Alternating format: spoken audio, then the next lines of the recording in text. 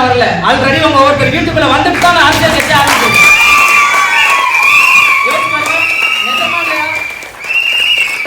பல கோடி வச்சுட்டு நான் வரேன், காசு சம்பாதிக்கிறா. எனக்கு மாதிரி அழுத்தவங்க யாருக்கும் வரக்கூடாது. இத்தனை கோடி நிறைய நடிகர்கள், நான் யாரை பத்தி நான் பேச வேணாம், அதனால வீடியோல போடுறதில்லை. இப்ப பேசுறேன்.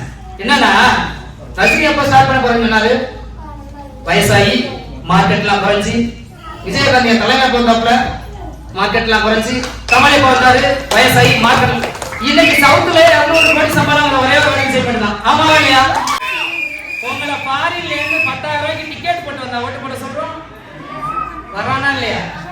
வரலாறு காணாத விஷயம். இதுவரைக்கும் ஒரு ஆட்சி ஒரு தேர்தல்ல ஓட்டு போடுறதுக்கு வெளிநாட்டுல இருந்து இவ்வளவு பேர் வரலையா? அதே மாதிரி இப்ப நடந்துச்சு பாண்டிச்சேரி. எத்தனை ஓட்டு தெரியுமா? கேளுங்க. எத்தனை ஓட்டு தெரியுமா? பதிவா இருக்கு 92.37%.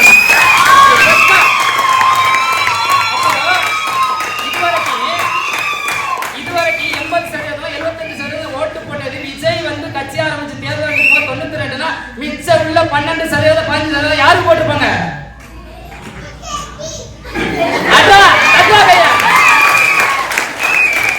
சின்ன பையன் 2 வயசு பையன் சொல்லலாம், யாரு போட்டுப்பாங்க? விஜய்க்கு. அப்ப ரீசன் என்ன? ஓட்டு போடுற உரிமை தேர்தலோட அரசியலோட அந்த அறிவு கொண்டு வந்து டிவிக்கு. நல்லா புரிஞ்சுங்க. 18-20 வயசு பையன் அரசியல் பேசுறானா இல்லையா?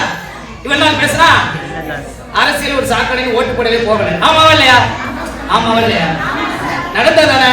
80%, 92 மாதத்தான் 12% டிவிக்கு விசில் தான் வருது. ஒரு டெமோ பார்த்தாச்சுல. அப்ப ஏப்ரல் 23 என்ன நடக்கும்? இதுல 3 கோடி ஓட்டு டிவிக்கு இருந்தா யார் அரசியல் வருவா?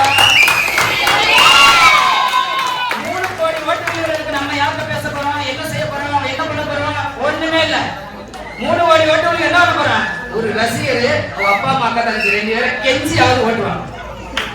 இவ்வளவு கஷ்டத்தை தாண்டி வராது. இது எல்லாத்துலயும் நியாயம் இருக்கு அப்படின்னா,